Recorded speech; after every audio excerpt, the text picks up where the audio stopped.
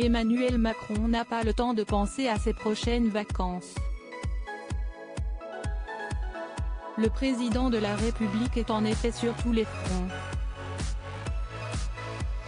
Il doit assurer d'un côté sa campagne électorale depuis l'annonce de sa candidature le 3 mars dernier, enchaîner les réunions de crise face à l'invasion de l'Ukraine par les troupes de Vladimir Poutine et assurer la fin de son mandat jusqu'au 24 avril prochain. Macron, victime de surmenage? Nous ne sommes pas loin. Le stress de ces dernières semaines commencerait à affecter l'état de santé du compagnon de Brigitte Macron. L'information vient d'être révélée ce matin dans l'Opinion. Un proche d'Emmanuel Macron révèle ainsi que le président, épuisé par son rythme de travail, peine à s'engager pleinement dans sa campagne.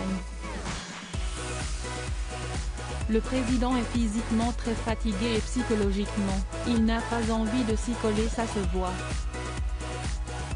Il n'est pas bien en ce moment, il a plus de questions que de réponses, témoigne-t-il en gardant son anonymat.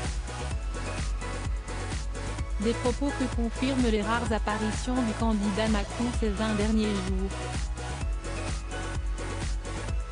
L'ancien ministre de l'économie de François Hollande s'est pour l'heure contenté de conversations très cadrées avec des Français, de 3 passages à la télévision en plus d'une conférence de presse au cours de laquelle il a présenté son programme. Emmanuel Macron, proche du burn-out? Emmanuel Macron avait prévu plus de temps de conversation avec les Français. Mais il est empêché, confie un représentant de la majorité. On s'attendait à le voir aller à la rencontre des Français, ne pas se laisser enfermer dans la guerre en Ukraine, ajoute l'un de ses conseillers.